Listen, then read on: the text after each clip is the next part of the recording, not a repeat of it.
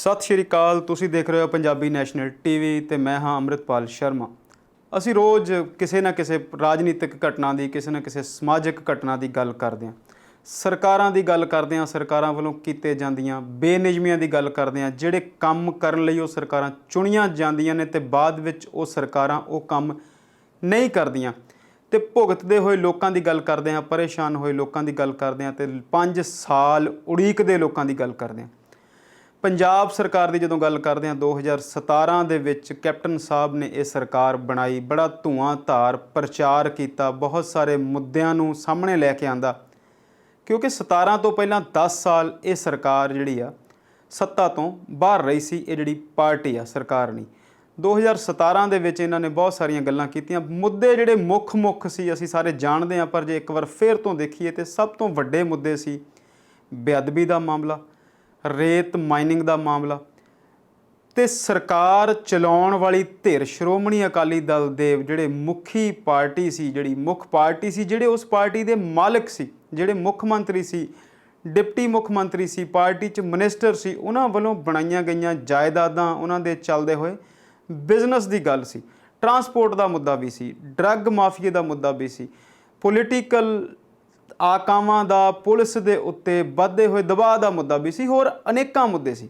सरकार बन गई तो सरकार ने बनन तो बाद फिर सरकार वाले रुतबे संभाल लए। कैप्टन साहब बिल्कुल राजाशाही अंदाज दे विच 4-4.5 साल देखे गए।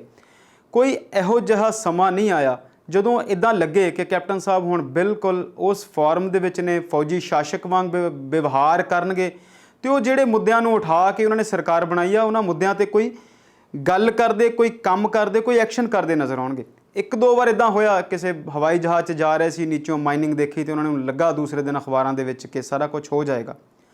फिर असी गल नूं लंबी ना करिए, अज की जे गल ते आवां ते 4.5 साल बाद शफल हुंदा एक कैप्टन साहब कुर्सी तो ला दिते जांदे ने ते कहानी आ गई चरणजीत चन्नी कोल। 2 दिन बाद उन्हां दे बनन तो बाद मंत्री मंडल बना दिता गया ते करदियां कराउंदियां महीना जिहड़ा चन्नी साहब नूं भी सौं लई नूं चुक्की नूं हो गया, मुख मंत्री की कुर्सी संभाली नूं हो गया। चाहे कोई चंगा दिन होवे, कोई किसी महान शख्सियत का जन्मदिन होवे या कोई दशहरा होवे या कोई होर जयंती होवे, पूरे दे पूरे पेज दियां फोटोग्राफ्स असी चन्नी साहब दियां देखदे हां, पहलां कैप्टन साहब दियां देखदे सी, पर मूल रूप दे विच कोई बदलाव जिहड़ा वो साडे सामने नहीं आया। अज एक प्रैस कॉन्फ्रेंस सुनी, कैप्टन अमरिंदर सिंह दे वर्गा ही एक होर नाम आ राजा वड़िंग, उन्हां दा नाम भी अमरिंदर सिंह ही है, अमरिंदर सिंह राजा वड़िंग असी कहने आ। गिद्दड़बा पंजाब दे मुक्तसर जिले का एक हलका जिहड़ा कि कैप्टन जिथों के राजा वड़िंग जिहड़े ने हुण MLA ने, पिछली बार भी सी 12 ते 17, ये 2 वार पहलियां ने जदों इत्थे कांग्रेस की जिहड़ी पार्टी आ उन्हें सरकार दे विच अपना MLA जित के भेजिया। इस तो पहलां मनप्रीत बादल अकाली दल तो 2-3 वार इत्थों MLA रहे ते 5 वार इत्थों MLA प्रकाश सिंह बादल भी रहे। इस सीट राजा वड़िंग ने जित्ती, राहुल गांधी के धड़े चों मन्ने जाते सी, यूथ कांग्रेस के प्रधान भी रहे ते बहुत सारियां उन्हां दे उत्ते तुहमतां भी लगदियां रहियां, समय दे उत्ते सरकार के खिलाफ बोलण दीयां गल्लां भी हुंदियां रहियां, मनप्रीत बादल नाल टकराव दीयां गल्लां भी हुंदियां रहियां। जदों वो सीट इस MLA हुंदियां 19 दे विच जदों उन्होंने MP की इलैक्शन हारी उदों भी हुंदियां रहियां। पिछले चोण प्रचार च उन्होंने कुछ इहो जिहा प्रचार भी किए जिहदे विच उन्होंने कुछ हल्कियां गल्लां कीतियां ते लगदा सीगा कि ये भी उहो जिहे ही लीडर ने जिहो जिहे बाकी सारे लीडर झूठे वादे करन वाले हुंदे ने। अज दी प्रैस कॉन्फ्रेंस जिस करके मैनूं लगा कि ये गल जिहड़ी करनी चाहिए कि लोकां दे नाल ये गल साझी होनी चाहिए। असी अक्सर मीडिया के उत्ते दोष लाउने आ कि मीडिया सिर्फ और सिर्फ कमियां कढ़दा है। अज एक गल इस प्रैस कॉन्फ्रेंस जिहड़ी सब तो ज़्यादा चंगी लगी वो ये सी, राजा वड़िंग ने बहुत फराख दिली नाल बड़े खुले दिल नाल कहा कि मैं पंजाब दे लोकां तो 4.5 साल दी जिहड़ी कारजगारी सी जिहदे च असी कुछ नहीं कीता, जिहड़े मुद्दिआं नूं मुख रख के असी सरकार बनाई सी उन्हां ते काम नहीं कीता, इस गल लई पंजाब दे लोकां तो माफ़ी मंगदा। बहुत ही साफ गोई दे नाल उन्होंने जिहड़ी गल कही, ये अज दे समय दे विच लीडरां वल्लों कही नहीं जाती। तवक्को जरूर करते हैं असी कि लीडर अपनी गलती मन लैण ते फिर अगे आउण दोबारा, तो लोग उन्होंने चांस भी दे सकते हैं, मौका भी दे सकते हैं, तो माफ़ भी कर सकते हैं। पर अज जिस तरीके नाल उन्होंने ये गल कही वो बहुत चंगा लगा। उस तो बाद फिर अगली गल उन्होंने ये जिहड़ी दसी कि मैनूं 21 दिन होए ने इस ਡਿਪਾਰਟਮੈਂਟ ਨੂੰ ਸੰਭਾਲਿਆ as a transport minister Punjab. ਜੇ ਅਸੀਂ ਟਰਾਂਸਪੋਰਟ ਮਿਨਿਸਟਰ ਦੀ ਗੱਲ ਕਰੀਏ ਤੇ ਪੰਜਾਬ ਰੋਡਵੇਜ਼ ਪੰਜਾਬ ਦਾ ਇੱਕ ਬਿਹਤਰੀਨ ਅਦਾਰਾ ਕਿਸੇ ਸਮੇਂ ਦੇ ਵਿੱਚ ਰਿਹਾ। ਅਸੀਂ ਆਪਣੇ ਸਮੇਂ ਦੇ ਦੌਰਾਨ ਹੀ ਪਿਛਲੇ 20 ਕੁ ਸਾਲਾਂ ਦੇ ਵਿੱਚ ਹੀ ਇਹਨੂੰ ਹੌਲੀ ਹੌਲੀ ਢਹਿੰਦੇ ਕਿਰਦੇ ਤੇ ਬਿਖਰਦੇ ਦੇਖਿਆ। ਤੁਹਾਨੂੰ ਸਾਰਿਆਂ ਨੂੰ ਯਾਦ ਹੋਣਾ ਜਦੋਂ ਵੀ ਅਸੀਂ ਸਕੂਲ ਜਾਂ ਕਾਲਜ ਜਾਂਦੇ ਸੀ ਤੇ ਇਹਨਾਂ ਦੇ ਰੋਡਵੇਜ਼ ਦੀਆਂ ਬੱਸਾਂ ਜਾਂ ਰੋਡਵੇਜ਼ ਦੇ ਨਾਲ ਸਾਡਾ ਰੋਜ਼ ਦਾ ਵਾਹ ਪੈਂਦਾ ਸੀ। ਫਿਰ ਦੇਖਦਿਆਂ ਹੀ ਪ੍ਰਾਈਵੇਟ ਬੱਸਾਂ ਆਈਆਂ। ਪਹਿਲਾਂ ਸ਼ੁਰੂ ਦੇ ਵਿੱਚ ਪ੍ਰਾਈਵੇਟ ਬੱਸਿਸ ਜਿਹੜੀਆਂ ਸੀ ਉਹ ਮਿੰਨੀ ਬੱਸਿਸ ਸੀਗੀਆਂ ਜਾਂ ਕੁਝ ਛੋਟੇ ਪਰਮਿਟ ਦੇ ਉੱਤੇ ਸੀਗੀਆਂ। ਲੌਂਗ ਰੂਟ ਦੇ ਵਿੱਚ ਉਹਨਾਂ ਦੀ ਜਿਹੜੀ ਅਜ਼ਾਰੇਦਾਰੀ ਆ, ਜਿਹੜੀ ਉਹਨਾਂ ਦੀ ਸ਼ਮੂਲੀਅਤ ਆ, ਉਹ ਘੱਟ ਸੀ। ਜਿਹੜੇ ਪਰਮਿਟ ਆ ਉਹਨਾਂ ਦੇ ਵਿੱਚ ਵੀ ਸਰਕਾਰ ਪੂਰੀ ਦਖਲ ਦਿੰਦੀ ਸੀ, ਪੂਰਾ ਧਿਆਨ ਕਰਦੀ ਸੀ। ਇਹ ਗੱਲ ਰਾਜਾ ਵੜਿੰਗ ਨੇ ਆਪਣੀ ਪ੍ਰੈਸ ਕਾਨਫਰੰਸ ਦੇ ਵਿੱਚ ਵੀ ਕਹੀ ਕਿ 20 ਸਾਲ ਪਹਿਲਾਂ ਇੱਥੇ ਮਾਫੀਏ ਨਾਂ ਦੀ ਪੰਜਾਬ ਦੇ ਵਿੱਚ ਕੋਈ ਚੀਜ਼ ਨਹੀਂ ਸੀ। ਇੱਕਾ ਦੁੱਕਾ ਕਮੀਆਂ ਜ਼ਰੂਰ ਸੀ, ਪਰ ਇੰਨਾ ਵੱਡਾ ਮਾਫੀਆ ਜਿਹੜਾ ਉਹ ਨਹੀਂ ਸੀ। ਫਿਰ ਅਸੀਂ ਉਹ ਸਮਾਂ ਵੀ ਦੇਖਿਆ ਕਿ ਜਦੋਂ ਅਸੀਂ ਆਮ ਤੌਰ ਤੇ ਫੇਸਬੁੱਕ ਜਾਂ YouTube ਜਾਂ ਸੋਸ਼ਲ ਮੀਡੀਆ ਦੇ ਉੱਤੇ ਦੇਖਦੇ ਸੀ, ਸੁਣਦੇ ਸੀ ਕਿ ਜਦੋਂ ਰਾਜਾ ਬਿਜ਼ਨਸ ਕਰਨ ਲੱਗ ਜਾਏ, ਜਦੋਂ ਸੱਤਾਧਾਰੀ ਧਿਰ ਬਿਜ਼ਨਸ ਦੇ ਵਿੱਚ ਆ ਜਾਏ ਤੇ ਫਿਰ ਕਿਵੇਂ ਨਿਗਾਰ ਆਉਂਦਾ। ਹੁਣ ਜਿਹੜੀ ਅੱਜ ਦੀ ਗੱਲ ਉਹਨਾਂ ਨੇ ਕੀਤੀ ਕਿ 21 ਦਿਨ ਦਾ ਇੱਕ ਰਿਪੋਰਟ ਕਾਰਡ ਪੇਸ਼ ਕੀਤਾ। ਅਸੀਂ ਅਕਸਰ ਲੋਕਾਂ ਤੋਂ ਇਹ ਗੱਲ ਸੁਣਦੇ ਹਾਂ ਕਿ ਇਹਨਾਂ ਨੂੰ ਕੋਈ ਸਵਾਲ ਪੁੱਛਣ ਵਾਲਾ ਹੋਵੇ, ਇਹਨਾਂ ਨੂੰ ਕੋਈ ਪੁੱਛਣ ਵਾਲਾ ਹੋਵੇ ਤੁਸੀਂ ਕੀਤਾ ਕੀ ਆ, ਤੇ ਜਦੋਂ ਕੋਈ ਬੰਦਾ ਕੰਮ ਕਰੇ ਤੇ ਉਹ ਆਪ ਹੀ ਦੱਸੇ ਕਿ ਮੈਂ ਆਹ ਕੰਮ ਕੀਤਾ, ਤੇ ਫਿਰ ਵੀ ਯਕੀਨ ਨਹੀਂ ਹੁੰਦਾ। ਅਸੀਂ ਅਕਸਰ ਅੰਕੜਿਆਂ ਦੀ ਹੇਰਾਫੇਰੀ ਦੇਖਦੇ ਹਾਂ ਲੀਡਰਾਂ ਵੱਲੋਂ ਕੀਤੀ ਗਈ। ਅਸੀਂ ਕਹਿੰਦੇ ਹਾਂ ਕਿ ਮੋਦੀ ਸਾਹਿਬ ਜਦੋਂ ਕੋਈ ਗੱਲ ਕਰਦੇ ਨੇ ਤੇ ਇਹ ਝੂਠ ਹੀ ਬੋਲਦੇ ਹੋਣੇ ਆ। ਅਸੀਂ ਦੇਖਦੇ ਵੀ ਹਾਂ ਕਿ ਇਹ ਜਦੋਂ ਹੰਗਰ ਇੰਡੈਕਸ ਦੀ ਗੱਲ ਆਉਂਦੀ ਆ ਵਰਲਡ ਲੈਵਲ ਦੇ ਉੱਤੇ, ਤੇ ਨੈਸ਼ਨਲ ਮੀਡੀਆ ਦੇ ਕੁਝ ਚੈਨਲ ਉਹਨੂੰ ਵੀ ਨਕਾਰਦੇ ਨੇ ਕਿ ਹੰਗਰ ਇੰਡੈਕਸ ਦੇ ਵਿੱਚ ਜਿਹੜੇ ਅੰਕੜੇ ਦਿੱਤੇ ਗਏ ਨੇ ਉਹ ਅੰਗਰੇਜ਼ ਮੁਲਕਾਂ ਵੱਲੋਂ ਨੇ, ਬਾਹਰਲੇ ਮੁਲਕਾਂ ਵੱਲੋਂ ਨੇ, ਉਹ ਝੂਠੇ ਹੋਣਗੇ। ਪਰ ਫਿਰ ਵੀ ਜਦੋਂ ਤੁਸੀਂ ਨਿੱਠ ਕੇ ਇੱਕ ਗੱਲ ਨੂੰ ਸੁਣਦੇ ਹੋ, ਦੇਖਦੇ ਹੋ, ਵਾਚਦੇ ਹੋ, ਸਮਝਦੇ ਹੋ, ਤੇ ਤੁਹਾਡਾ ਇੰਟੈਲੈਕਟ, ਤੁਹਾਡੀ ਆਤਮਾ ਉਹ ਸੱਚ ਤੇ ਝੂਠ ਦਾ ਥੋੜ੍ਹਾ ਬਹੁਤ ਫੈਸਲਾ ਤੇ ਕਰ ਹੀ ਲੈਂਦੀ ਆ। ਮੈਨੂੰ ਇੱਦਾਂ ਲੱਗਦਾ ਕਿ ਥੋੜ੍ਹਾ ਬਹੁਤ ਨਹੀਂ, ਅਸੀਂ ਵਧੇਰੇ ਫੈਸਲਾ ਕਰ ਲੈਂਦੇ। ਸ਼ਾਇਦ ਕੋਈ ਇੱਕ ਅੱਧੇ 2-4-5% ਦਾ ਝੋਲਾ ਜ਼ਰੂਰ ਰਹਿ ਸਕਦਾ ਹੋਵੇ। ਜਿਹੜੀ ਗੱਲ ਉਹਨਾਂ ਨੇ ਕੀਤੀ ਕਿ ਪਿਛਲੇ 21 ਦਿਨਾਂ ਦੇ ਵਿੱਚ ਪੰਜਾਬ ਟਰਾਂਸਪੋਰਟ ਡਿਪਾਰਟਮੈਂਟ ਨੇ ਜਾਂ ਟਰਾਂਸਪੋਰਟ ਮਿਨਿਸਟਰੀ ਨੇ ਕੋਈ 18 ਕਰੋੜ ਦਾ ਮੁਨਾਫਾ ਕਮਾਇਆ, ਤੇ ਇਹ ਗੱਲ ਝੰਜੋੜਦੀ ਆ, ਪਰੇਸ਼ਾਨ ਕਰਦੀ ਆ। ਖੁਸ਼ੀ ਤਾਂ ਹੈ ਕਿ ਇਸ ਅਧਿਕਾਰੀ ਨੇ, ਇਸ ਮੰਤਰੀ ਨੇ ਇਸ ਡਿਪਾਰਟਮੈਂਟ ਦੇ ਵਿੱਚ ਕੁਝ ਤਬਦੀਲੀਆਂ ਜਿਹੜੀਆਂ ਕੀਤੀਆਂ ਨੇ, ਪਰ ਫਿਰ ਗੱਲ ਇੱਥੇ ਆਉਂਦੀ ਆ ਕਿ 4.5 ਸਾਲ ਦੇ ਵਿੱਚ ਉਹ ਕੀ ਕੁਝ ਹੋਣਾ ਸੀ। ਜੇ ਅਸੀਂ 15 ਦਿਨਾਂ ਦਾ ਮੁਨਾਫਾ 18 ਕਰੋੜ ਦੇਖਦੇ ਹਾਂ ਤੇ 4.5 ਸਾਲ ਦਾ ਕਿੰਨਾ, ਤੁਸੀਂ ਸਾਰੇ ਆਪ ਸੋਚ ਸਕਦੇ ਹੋ। ਫਿਰ ਜਿਹੜੀ ਉਹਨਾਂ ਨੇ ਅਗਲੀ ਗੱਲ ਕੀਤੀ ਕਿ 258 ਬੱਸਿਸ ਅਸੀਂ ਫੜ ਕੇ ਇੰਪਾਊਂਡ ਕੀਤੀਆਂ। 258 ਪ੍ਰਾਈਵੇਟ ਬੱਸਿਸ ਵੱਖ-ਵੱਖ ਕੰਪਨੀਆਂ ਦੀਆਂ, ਤੇ ਦੱਸਣ ਦੀ ਲੋੜ ਨਹੀਂ ਕਿ ਉਹ ਕਿਹੜੀ ਕੰਪਨੀ ਦੀਆਂ ਹੋਣਗੀਆਂ, ਉਹ ਸਾਰੀਆਂ ਹੀ ਵੱਡੇ ਲੋਕਾਂ ਦੀਆਂ ਨੇ। ਇੱਕਾ ਦੁੱਕਾ ਕਿਸੇ ਇੱਕ ਅੱਧੇ ਬੱਸ ਵਾਲਾ ਟਰਾਂਸਪੋਰਟਰ ਵੀ ਹੋਵੇਗਾ, ਪਰ ਉਹ ਹੁਣ ਹੈ ਨਹੀਂ, ਰਹੇ ਨਹੀਂ, ਜਾਂ ਪਿਛਲੀਆਂ ਸਰਕਾਰਾਂ ਨੇ ਜਾਂ ਵੱਡੇ ਧਨਾੜ ਪਰਿਵਾਰਾਂ ਨੇ ਉਹ ਜਿਹੜਾ ਟਰਾਂਸਪੋਰਟ ਦਾ ਮਾਫੀਆ ਸੀ ਉਹਨੂੰ ਛੋਟੀਆਂ ਨੂੰ ਖਤਮ ਕਰਕੇ ਤੇ ਵੱਡੇ ਜਿਹੜੇ ਆ ਪਲੇਅਰ ਹੀ ਇਸ ਗੇਮ ਦੇ ਵਿੱਚ ਰਹਿ ਗਏ। ਹੁਣ ਜਦੋਂ 258 ਬੱਸਾਂ ਬੰਦ ਹੁੰਦੀਆਂ ਨੇ ਤੇ ਤੁਸੀਂ ਕਿਸੇ ਵੀ ਪੁਲਿਸ ਸਟੇਸ਼ਨ ਦੇ ਵਿੱਚ, ਕਿਸੇ ਵੀ ਅਫਸਰ ਦੇ ਕੋਲ, ਕਿਸੇ ਵੀ ਅਖਬਾਰ ਦੇ ਵਿੱਚ ਕਿਸੇ ਦੀ ਕੋਈ ਸ਼ਿਕਾਇਤ ਨਹੀਂ। ਵਟ ਇਟ ਮੀਨਸ, ਇਹਦਾ ਅਰਥ ਕੀ ਆ ਕਿ ਉਹ ਬੰਦੇ, ਉਹ ਸਾਰੇ ਲੋਕ ਪੰਜਾਬ ਸਰਕਾਰ ਨੂੰ ਪਿਛਲੇ 4.5 ਸਾਲ ਤੋਂ ਜਾਂ ਉਸ ਤੋਂ ਵੀ ਪਿਛਲੇ 10 ਸਾਲ ਵਿੱਚ ਹੋਰ ਜੋੜ ਲਓ, 15 ਸਾਲ ਤੋਂ ਉਹ ਲੋਕ ਸਰਕਾਰ ਨੂੰ ਚੂਨਾ ਲਾ ਰਹੇ ਸੀ। ਜੇ ਉਹਦੀ ਕੈਲਕੂਲੇਸ਼ਨ ਕਰੀਏ ਤੇ ਜਿਹੜੀ ਗੱਲ ਵੜਿੰਗ ਨੇ ਕੀਤੀ, ਰਾਜਾ ਵੜਿੰਗ ਨੇ, ਉਹ ਕਹਿੰਦਾ ਇਹ 2700 ਤੋਂ 3000 ਕਰੋੜ ਦਾ ਘਪਲਾ ਹੋ ਸਕਦਾ ਸਿਰਫ ਇੱਕ ਟਰਾਂਸਪੋਰਟ ਡਿਪਾਰਟਮੈਂਟ ਦੇ ਵਿੱਚ। ਕਿੰਨੇ ਡਿਪਾਰਟਮੈਂਟ ਨੇ, ਕੀ ਕੁਝ ਹੋਇਆ ਹੋਵੇਗਾ, ਕੀ ਕੁਝ ਹੋਣਾ ਚਾਹੀਦਾ ਸੀ। ਗੱਲ ਇਕੱਲੇ ਅਮਰਿੰਦਰ ਸਿੰਘ ਕੈਪਟਨ ਦੀ ਨਹੀਂ ਹੈਗੀ, ਮਿਨਿਸਟਰੀ ਸੀਗੀ, ਮਿਨਿਸਟਰ ਸੀਗੇ, ਕਿਉਂ ਕਿਸੇ ਨੇ ਇਨੀਸ਼ੀਏਟਿਵ ਨਹੀਂ ਲਿਆ, ਕਿਉਂ ਕਿਸੇ ਨੇ ਕੰਮ ਨਹੀਂ ਕੀਤਾ। ਤੇ ਅਗਲੀ ਗੱਲ, ਕਿਉਂ ਸਿਰਫ ਰਾਜਾ ਵੜਿੰਗ ਨੇ ਹੀ ਇੰਨੀ ਫਰਾਖਦਿਲੀ ਦਿਖਾਈ ਆ ਇੱਕ ਮਾਫੀ ਮੰਗਣ ਦੀ।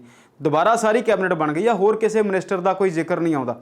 ਹੋਮ ਮਿਨਿਸਟਰੀ ਦੀ ਰੌਲਾ ਪੈਂਦਾ ਸੀ, ਉਹ ਜਿੱਥੇ ਹੈਗਾ ਉੱਥੇ ਹੀ ਆ, ਕਦੇ ਕੋਈ ਬਿਆਨ ਨਹੀਂ। ਆਪਸ ਦੇ ਵਿੱਚ ਉਲਝਦੇ ਜ਼ਰੂਰ ਨਜ਼ਰ ਆਉਂਦੇ ਨੇ, ਕਾਂਗਰਸ ਦੇ ਵਿੱਚ ਸਾਰੀਆਂ ਜਿਹੜੀਆਂ ਗੱਲਾਂ ਨੇ ਜ਼ਰੂਰ ਨਜ਼ਰ ਆਉਂਦੀਆਂ ਨੇ, ਪਰ ਟਰਾਂਸਪੋਰਟ ਮੰਤਰੀ ਕੰਮ ਕਰਦੇ ਨਜ਼ਰ ਆਉਂਦੇ ਨੇ।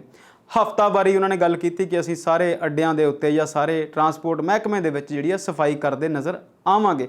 ਪੰਦਰਵਾੜੇ ਮਨਾਉਣ ਦੀ ਗੱਲ ਕੀਤੀ, ਸਫਾਈ ਦੀ ਗੱਲ ਕੀਤੀ, ਨਵੀਆਂ 800 ਬੱਸਾਂ ਦੀ ਗੱਲ ਕੀਤੀ, 800 ਤੋਂ ਵੀ ਵਧੇਰੇ ਜਿਹੜੀਆਂ ਪਨਬਸ ਦੇ ਵਿੱਚ ਵੀ ਆਉਣਗੀਆਂ ਤੇ ਪੰਜਾਬ ਰੋਡਵੇਜ਼ ਦੇ ਵਿੱਚ ਵੀ ਆਉਣਗੀਆਂ। ਨਵੀਆਂ ਭਰਤੀਆਂ ਦੀ ਗੱਲ ਕੀਤੀ, 45 ਦਿਨ ਦਾ ਟਾਈਮ ਮੰਗਿਆ ਕਿ ਆਰਡਰ ਜਿਹੜੇ ਨੇ ਟਾਟਾ ਨੂੰ ਦੇ ਦਿੱਤੇ ਗਏ ਨੇ ਤੇ ਨਵੀਆਂ ਬੱਸਸ ਜਲਦੀ ਆ ਜਾਣਗੀਆਂ।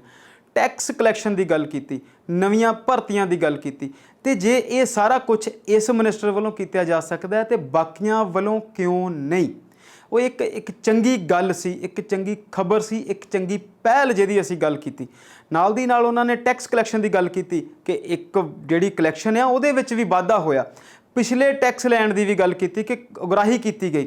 ਨਾਲ ਦੀ ਨਾਲ ਉਹਨਾਂ ਨੇ ਵੀ ਗੱਲ ਦੱਸੀ ਕਿ 1 ਸਾਲ ਦੀ ਕਰੋਨਾ ਦੇ ਦੌਰਾਨ ਇਹਨਾਂ ਨੂੰ ਰਿਬੇਟ ਵੀ ਦਿੱਤੀ ਗਈ ਸੀ। ਮੈਂ ਬਹੁਤੇ ਅੰਕੜਿਆਂ ਦੀ ਗੱਲ ਨਹੀਂ ਕਰਦਾ ਕਿ 2 ਕਰੋੜ ਕਮਾਇਆ ਕਿ 3 ਕਰੋੜ ਕਮਾਇਆ, ਪਰ ਉਹਨਾਂ ਨੇ ਗੱਲ ਦੱਸੀ ਕਿ ਪਿਛਲੇ 15 ਦਿਨਾਂ ਤੋਂ ਜਿਹੜਾ ਕਮਾਈ ਪਹਿਲਾਂ ਪਿਛਲੇ ਉਹਨਾਂ ਦੇ ਡਿਪਾਰਟਮੈਂਟ 'ਚ ਆਉਣ ਤੋਂ ਪਹਿਲਾਂ 15 ਦਿਨ ਜਿਹੜੀ 46 ਕਰੋੜ ਸੀ, ਹੁਣ ਵੱਧ ਕੇ ਉਹ 54 ਕਰੋੜ ਹੋ ਗਈ।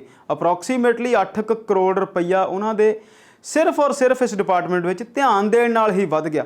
ਸੋ ਜਿਹੜੀ ਮਨਪ੍ਰੀਤ ਬਾਦਲ ਦੀ ਅਸੀਂ ਗੱਲ ਕਰਦੇ ਹਾਂ ਜਾਂ ਖਜ਼ਾਨਾ ਮੰਤਰੀ ਦੀ ਗੱਲ ਕਰਦੇ ਹਾਂ, ਅਕਸਰ ਕਹਿ ਦਿੰਦੇ ਨੇ ਕਿ ਖਜ਼ਾਨਾ ਖਾਲੀ ਆ। ਸੋ ਇਹਨਾਂ ਗੱਲਾਂ ਨੂੰ ਦੇਖ ਕੇ ਲੱਗਦਾ ਕਿ ਖਜ਼ਾਨਾ ਖਜੂਨਾ ਕੋਈ ਨਹੀਂ ਖਾਲੀ, ਇਹਨਾਂ ਦੀ ਨੀਤ ਖਾਲੀ ਆ, ਇਹਨਾਂ ਦੀਆਂ ਨੀਤੀਆਂ ਖਾਲੀ ਆ, ਇਹਨਾਂ ਦਾ ਧਿਆਨ ਸਿਰਫ ਔਰ ਸਿਰਫ ਵੋਟਾਂ 'ਤੇ ਆ ਤੇ ਸਰਕਾਰਾਂ ਬਣਾਉਣ 'ਤੇ ਆ। ਜੇਕਰ ਇੰਨੀਆਂ ਵੱਡੀਆਂ ਇੰਨੀਆਂ ਵਧੀਆ ਮਿਨਿਸਟਰੀਆਂ ਮਿਲਦੀਆਂ ਨੇ, ਸਾਰੇ ਸਾਧਨ ਮਿਲਦੇ ਨੇ, ਕੁਛ ਕਰਨਾ ਨਹੀਂ ਆ। ਕਿਸੇ ਕਿਸਾਨ ਵਾਂਗ ਇਹਨਾਂ ਨੇ ਜਾ ਕੇ ਖਾਲੀ ਪੱਟ ਕੇ ਪਾਣੀ ਨਹੀਂ ਲਾਉਣਾ, ਨਾ ਇਹਨਾਂ ਨੇ ਕੋਈ ਲਾਈਟ ਦਾ ਇੰਤਜ਼ਾਰ ਕਰਨਾ ਹੈ ਕਿ ਬਿਜਲੀ ਕਦੋਂ ਆਵੇ ਤੇ ਕਦੋਂ ਜਾ ਕੇ ਪੱਠੇ ਕੁਤਰ ਕੇ ਤੇ ਪਸ਼ੂਆਂ ਨੂੰ ਪਾਈਏ।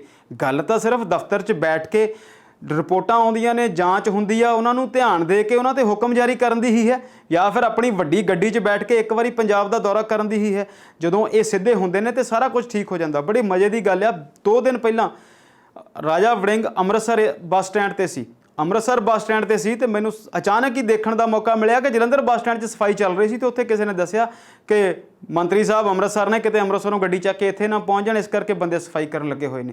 ਸੋ ਜੇਕਰ ਉੱਪਰਲੇ ਅਫਸਰਾਨ, ਉੱਪਰਲੇ ਮਹਿਕਮੇ ਦੇ ਅਧਿਕਾਰੀ, ਮੰਤਰੀ, ਜੁਆਇੰਟ ਸੈਕਟਰੀ, ਡਾਇਰੈਕਟਰ, ਇਹ ਸਾਰੇ ਥੋੜ੍ਹੇ ਵੀ ਆਪਣੇ ਕੰਮ ਵੱਲ ਧਿਆਨ ਦੇ ਦੇਣ ਤੇ ਜਿਹੜਾ ਮਸਲਾ ਆ ਉਹ ਬਹੁਤ ਛੇਤੀ ਹੱਲ ਹੋ ਸਕਦਾ। ਫਿਰ ਉਹੀ ਗੱਲ ਕਿ ਸਾਡੇ ਕੋਲੋਂ ਸਿਰਫ ਚੰਗੀਆਂ ਗੱਲਾਂ ਕਰਕੇ ਰਿਹਾ ਨਹੀਂ ਜਾਂਦਾ। ਅਮਰਿੰਦਰ ਸਿੰਘ ਬਹੁਤ ਚੰਗਾ ਕੰਮ ਕਰ ਰਹੇ ਨੇ, ਇਹਨਾਂ ਨੂੰ ਇਸ ਗੱਲ ਦੀ ਵਧਾਈ ਆ। ਜਿੰਨਾ ਵੀ ਸਮਾਂ ਇਹਨਾਂ ਕੋਲ ਹੈਗਾ ਇਹ ਲੱਗੇ ਰਹਿਣ, ਇੰਨਾ ਚੰਗਾ ਕੰਮ ਕਰਕੇ ਜਾਣ ਕਿ ਅਗਲੀ ਵਾਰ ਇਹਨਾਂ ਨੂੰ ਕੁਝ ਵੋਟਾਂ ਮੰਗਣ ਦੀ ਲੋੜ ਨਾ ਪਵੇ। ਜਿੱਦਾਂ ਅਸੀਂ ਗਿੱਦੜਬਾਹਾ ਹਲਕੇ ਦੀ ਗੱਲ ਕੀਤੀ, ਤੇ ਨਾਲ ਦੀ ਨਾਲ ਇੱਕ ਹੋਰ ਗੱਲ ਕਰੀਏ, ਪਠਾਨਕੋਟ ਬੀਤੇ ਦਿਨੀ 에ਅਰਪੋਰਟ ਦੇ ਉੱਤੇ ਹੈਲੀਕਾਪਟਰ 'ਚੋਂ ਉਤਰੇ MLA ਸਾਹਿਬ ਤੇ ਉਹ ਇੱਕ ਵੱਡੇ ਅਧਿਕਾਰੀ ਨਾਲ ਲੜਦੇ ਦੇਖੇ ਗਏ, ਉਹਨੂੰ ਬਾਹਾਂ ਮਾਰਦੇ ਦੇਖੇ ਗਏ।